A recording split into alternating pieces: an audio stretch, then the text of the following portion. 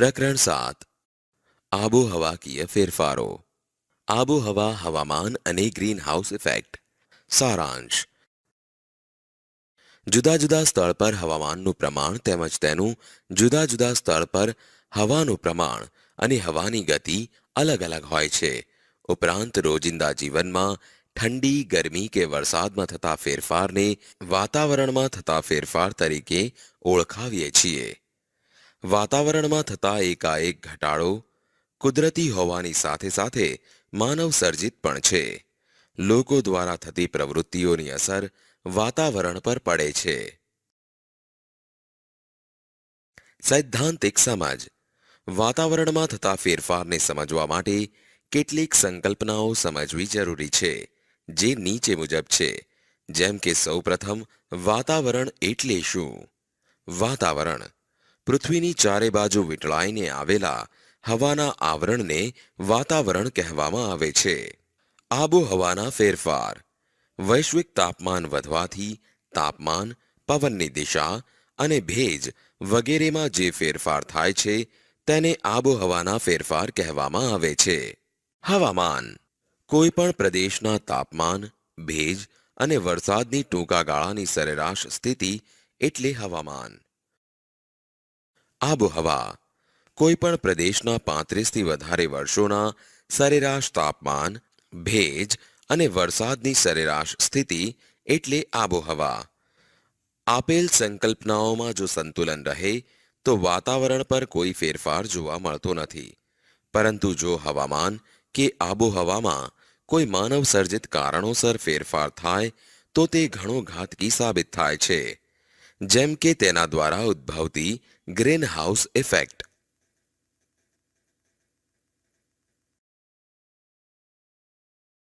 Greenhouse effect ઠંડી આબોહવાવાળા દેશોમાં સૂર્યતાપ ઓછો મળતો હોવાથી છોડ, શાકભાજી અને વૃક્ષોનો વિકાસ અટકે છે. તેથી પર્યાપ્ત માત્રામાં ગરમી મળી રહે તેવી કૃત્રિમ વ્યવસ્થા કરવામાં આવે છે, જેના માટે કાચ કે કાપડની છત રાખવામાં આવે છે કે જ્યાં ગરમીનું પ્રમાણ જળવાઈ રહે છે. તેને ગ્રીનહાઉસ ઇફેક્ટ કહે છે. ગ્રીનહાઉસ ઇફેક્ટ દ્વારા સામાન્ય ઋતુ સિવાયની ઋતુમાં પણ સારી ગુણવત્તાવાળા શાકભાજીનું ઉત્પાદન લઈ શકાય છે. ઇઝરાયલ જેવો દેશ આ ટેકનોલોજી દ્વારા શાકભાજીનું વધુને વધુ ઉત્પાદન મેળવી તેની નિકાસ દ્વારા કરોડો ડોલરનું હુંડિયામણ કમાય છે.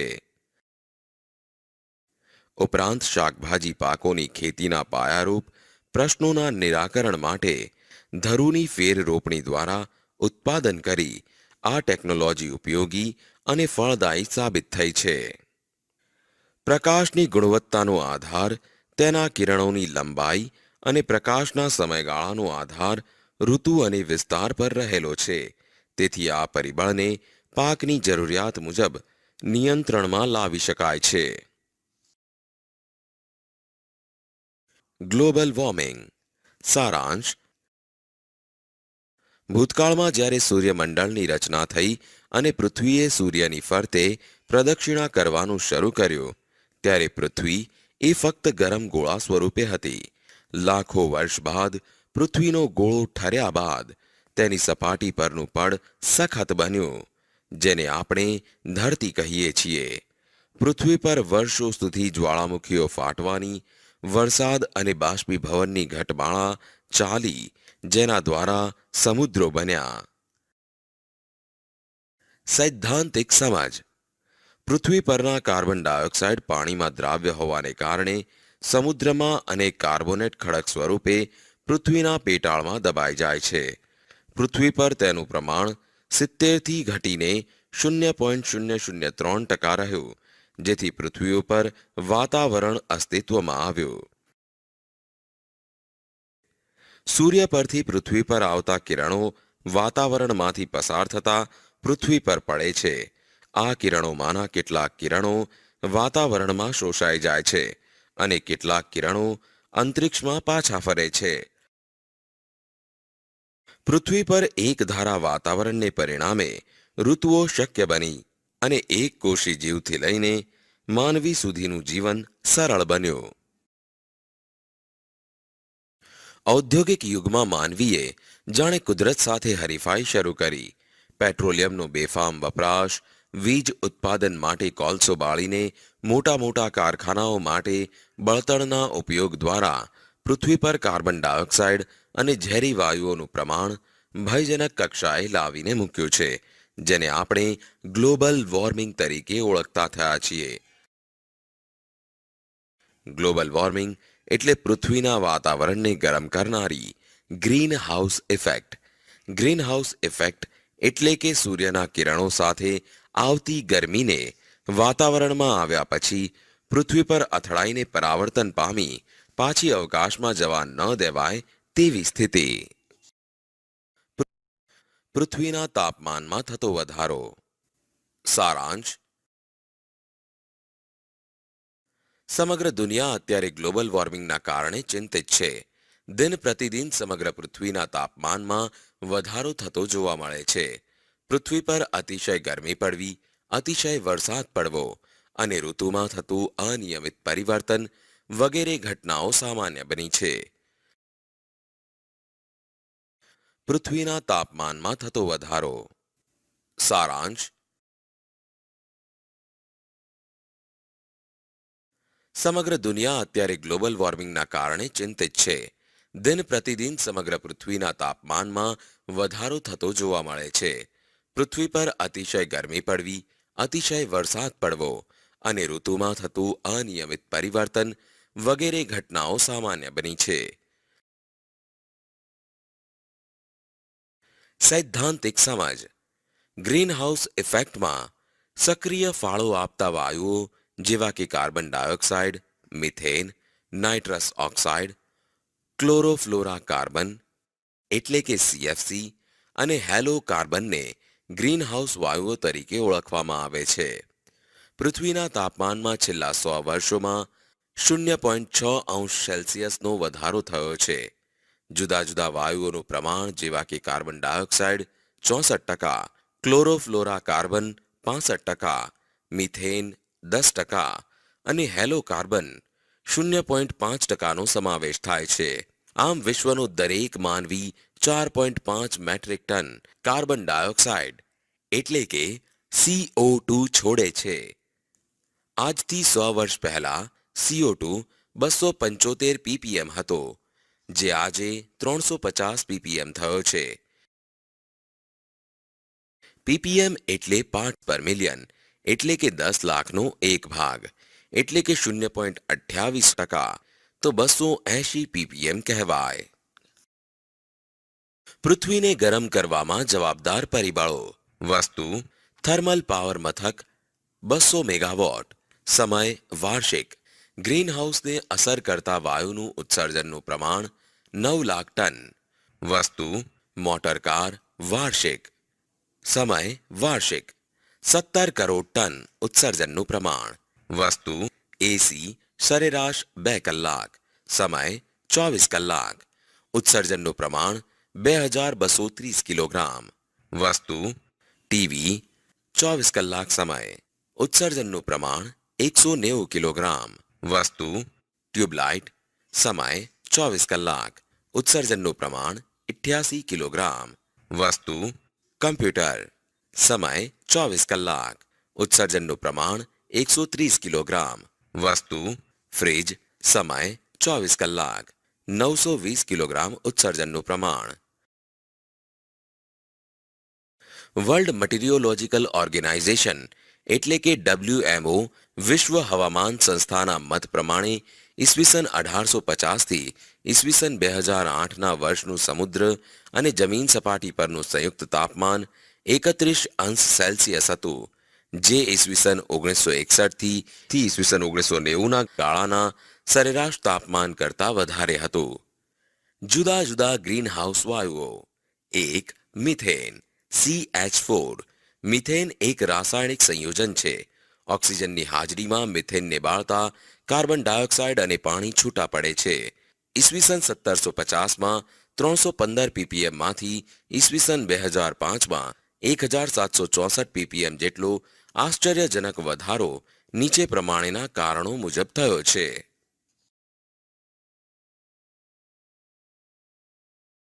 પશુઓના શ્વાસોશ્વાસ અને ચયાપચયની ક્રિયાને લીધે 14 કરોડ ટન ઉત્સર્જન, ડાંગરની ખેતીના લીધે 15 કરોડ ટન ઉત્સર્જન, સેન્દ્રિય કચરો સડવાથી 7 કરોડ ટન ઉત્સર્જન.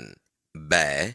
નાઇટ્રસ ઓક્સાઇડ N2O ખાતરોના ઉપયોગ સહિત કૃષિને લગતી થતી પ્રવૃત્તિઓને પગલે વાતાવરણમાં નાઇટ્રસ ઓક્સાઇડનું પ્રમાણ વધે છે, જે 270 ppmથી વધીને અત્યાર સુધીમાં 319 ppm જેટલું થયું છે. 3.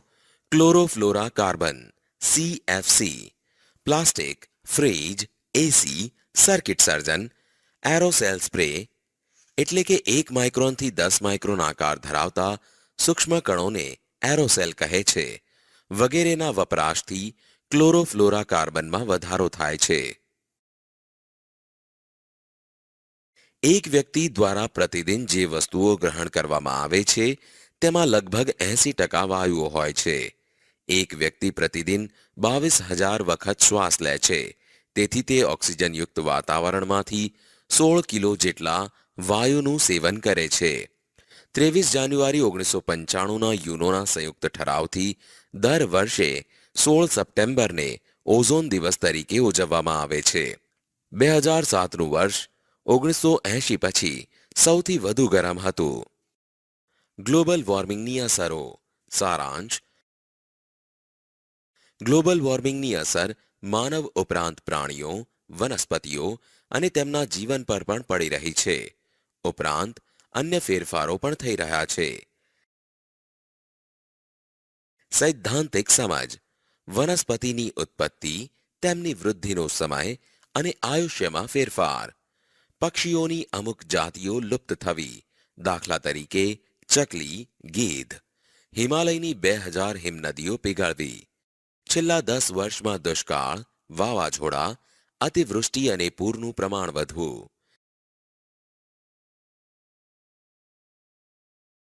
જ્યાં વરસાદ વધુ પડતો ત્યાં તેની માત્રા ઓછી થવી, દાખલા તરીકે રાજસ્થાન અને દુબઈમાં ભારે વરસાદ, ચેરાપુંજીમાં અનાવૃષ્ટિ. ખેતીમાં કઠોળનું ઉત્પાદન ઓછું થવું, જમીનમાં પાણીનું સ્તર ઘટવું, હિમનદી પીગળવાથી સમુદ્ર જળસ્તર ઊંચું થવું અને સમુદ્ર કાંઠાનું ધોવાણનું સ્તર વધવું. તાપમાન વધતા માણસો ડિહાઇડ્રેશન અને કુપોષણના ભોગ બનવા. ઋતુચક્રમાં પરિવર્તન. શિયાળા અને ઉનાળાની ઋતુઓની લાક્ષણિકતાઓ બદલાવી. ગુજરાતની દરિયાઈ સપાટી 25 સેન્ટીમીટર જેટલી વધતા જમીનની ખારાશ વધવી. ખેત ઉત્પાદનમાં સતત ઘટાડો. Cholera, dengue, malaria, yellow fever, swine flu વગેરે રોગોનું પ્રમાણ વધવું. ગ્રીન પીસ સંસ્થા મુજબ ઈસવીસન 2100માં ગુજરાતમાં વસતા આશરે 55 લાખ લોકોનું સ્થળાંતર કરવું પડશે. વૈશ્વિક તાપમાનના વધારાને લીધે ફૂલોની સુગંધ નાશ પામવી. ગ્લોબલ વોર્મિંગથી બચવાના ઉપાયો. ઉર્જાના બિનપરંપરાગત સ્ત્રોતોનો ઉપયોગ વધારવો, જેમ કે સૌર ઉર્જા, પવન ઉર્જા, પવન સૌર ઉર્જા, ભરતી ઓટ ઉર્જા. વૃક્ષારોપણ વધારવું. પોલિથીન બેગનો ઉપયોગ ટાળવો. ખાતર અને જંતુનાશક દવાઓનો વિવેકપૂર્ણ ઉપયોગ કરવો. લીલો પડવાશ અને છાણિયું ખાતર વાપરવું. ઘર ઉપયોગી સાધનોનો વિવેકપૂર્ણ ઉપયોગ કરવો. પરિવહનના સાધનોનો વિવેકપૂર્ણ ઉપયોગ કરવો. ઇકો ફ્રેન્ડલી કાગળનો વપરાશ વધારવો. પેટ્રોલિયમ પેદાશોનો વિવેકપૂર્ણ ઉપયોગ કરવો. વરસાદી પાણીનો સંગ્રહ કરવો. સીએનજીનો વપરાશ વધારવો. માનવ દ્વારા જે કાગળનો ઉપયોગ થાય છે તે 1 ટન કાગળ બનાવવા 4400 કિલોવોટ વીજળી, 30,000 લીટર પાણી અને 11 વૃક્ષોના લાકડાનો માવો વપરાય છે. પર્યાવરણનું રક્ષણ કરવા વૈશ્વિક નીતિ. માનવીય પ્રવૃત્તિઓને કારણે પર્યાવરણને થતા નુકસાનની સમજ સમગ્ર વિશ્વને સમજાવવા ઈસવીસન 1972માં સ્વીડનના પાટનગર સ્ટોકહોમ ખાતે અને ત્યારબાદ બ્રાઝિલના રિયો ડી જાનેરોમાં બેઠક બોલાવવામાં આવી. ગ્લોબલ વોર્મિંગ સંદર્ભે વિશ્વ સ્તરે ડિસેમ્બર 2009માં ડેનમાર્કની રાજધાની કોપનહેગનમાં એવું નક્કી થયું હતું કે વિકસિત રાષ્ટ્રો કાર્બનક્ટ સ્વીકારતા નથી, એટલે કે ગ્રીનહાઉસને અસર કરતા વાયુ ઉત્સર્જન ઘટાડવાની નીતિ. જ્યારે વિકાસશીલ રાષ્ટ્રો ગ્રીનહાઉસને અસર કરતા વાયુ ઉત્સર્જન ઘટાડવા દબાણ કરે છે. વિકાસશીલ દેશોના વિકાસ માટે $100 અબજ સહાય તેમજ આ બેઠક દરમિયાન 45 દેશોના 59 જેટલા સંશોધન પેપર્સ દ્વારા દુનિયાના નેતાઓને આ વૈશ્વિક સમસ્યાથી વિચારતા કરવામાં આવ્યા. વિશ્વમાં સરેરાશ નાગરિક 4.5 મેટ્રિક ટન, ભારતનો નાગરિક વાર્ષિક સરેરાશ 1.2 મેટ્રિક ટન તેમજ અમેરિકાનો નાગરિક 20.6 મેટ્રિક ટન કાર્બન વાયુ ઉત્સર્જન કરે છે, જે પર્યાવરણ માટે ભયજનક સ્થિતિ કહેવાય. વિદ્યાર્થીઓ, આ પ્રકરણ અહીં સમાપ્ત થાય છે.